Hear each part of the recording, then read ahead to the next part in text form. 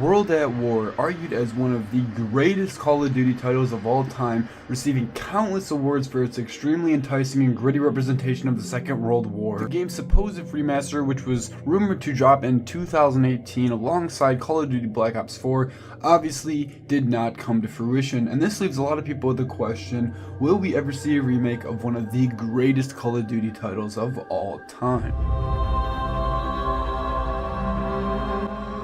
World at War, being one of the most requested remaster titles across all platforms, has not seen the light of day yet, and the chances of us seeing one dwindle as time goes on. In this video, we're going to explore the 5th installment in the Call of Duty franchise and talk about the chances of a remaster becoming a reality. Before we get into the video, make sure you're subscribed to the channel with those post notifications turned on so you can be notified every single time I do upload a new video. Also guys, make sure you do join my Discord server, the link for that will be in the description. With that being said, let's get into the video. Before we talk about a remaster of World at War, we need to understand what made this beloved game so great in the first place. In the campaign, you were put into the shoes of two soldiers, one of which was Private Miller, a United States Marine who fights the Japanese throughout the Pacific Theater, and Dmitry Petrenko, a Soviet Union infantryman who fights the Nazis on the Eastern Front all the way to the fall of Berlin. What Call of Duty World at War's campaign did so well is that it captured the true darkness and disparity of the Second World War. In recent years, video games tend to censor and fantasize history and not give an accurate representation of what really went on. Looking at you, Battlefield 5. Look at this dude. Wait till you see the.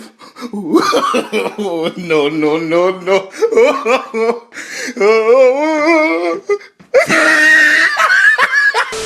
World at War was good old-fashioned boots-on-the-ground warfare. We also saw a revolutionary multiplayer which brought a balance between the new and old of the series. We saw World at War improve upon the foundation set by Call of Duty Modern Warfare and at the same time bring about a fresh and fun World War II experience.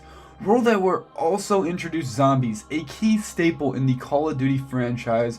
Starting out as just a simple Easter egg for people who completed the campaign, it evolved into a full-on independent mode in which each installment of DLC we saw a new map with many new innovations to the original experience.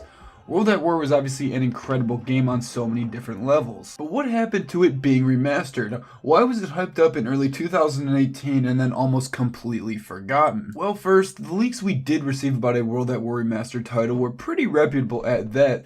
The most notable one being a leaked product listing at GameStop was all over YouTube when it was first conceived.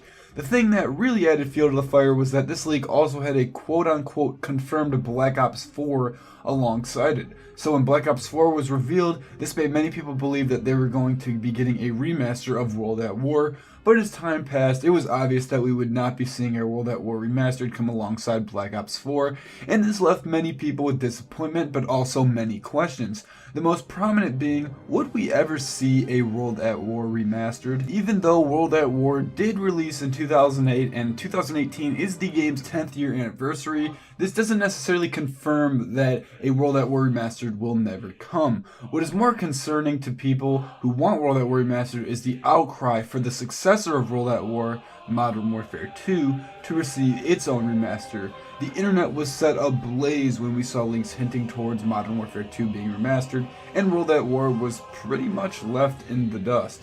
As time passes, it seems to become more and more evident that a remaster of World at War will really never see the light of day.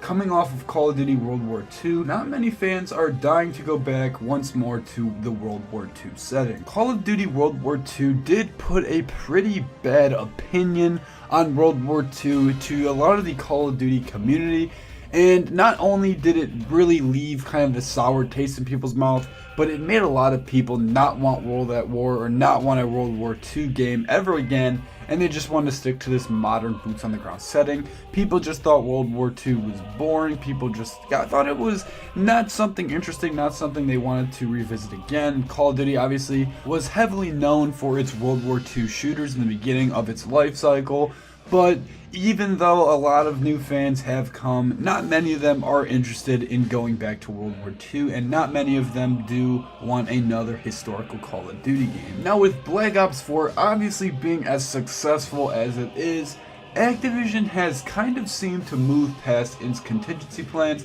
for remastered titles in case their newer titles actually do end up failing.